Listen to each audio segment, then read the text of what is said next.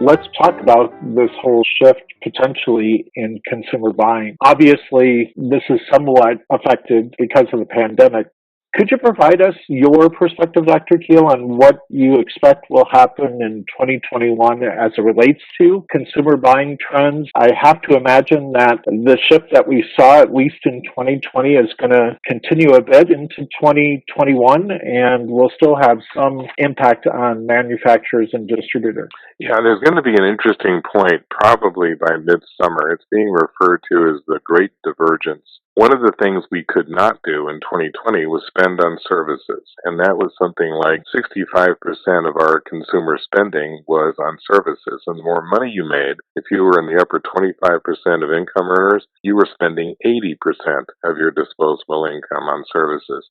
Suddenly that was all cut off. So for a solid year, we were becoming goods buyers again. We were buying things. We were putting stuff in our houses. We were just trying to entertain ourselves because we couldn't go out and do it like we used to. By the summer, if you start to get these protocols loosening, we're going to be back to that service economy. Will we then revert? Will we go back to spending our money on restaurants and going to concerts and traveling? If we do, then it means we have less interest in those manufactured goods that we were buying so aggressively last year. So it could potentially be a little bit of a downturn for manufacturers who produce for that consumer sector. There may be, at least for a while, less interest in buying goods.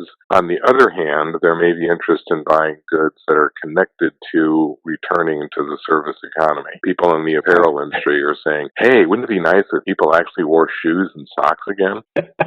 That's funny, but very true. One of the points on the slide, as I'm reading it, it sounds like there's going to be some pent-up demand for travel. Some of our manufacturers on the call are probably in the aerospace, especially the aerospace supply chain. Any words of wisdom for those folks as it relates to travel coming back and, again, the economy opening up and letting us be able to travel again? Yeah, the casual travel has started to come back to a certain degree already. We saw people willing to travel even in the heart of the epidemic last year during the holidays. The real crux is going to be the business community. Will they start traveling again? Will there be conferences and trade shows and all that stuff? That is probably going to be a little bit slower, but by most estimates, and very anecdotally, since I do a lot of speaking around the country, I'm noticing that there's a lot of confidence in being able to go back to those in June, July, even May. So that would tell me that the aerospace sector, the airlines, will start to see a lot more of that core business travel by the end of spring, early summer.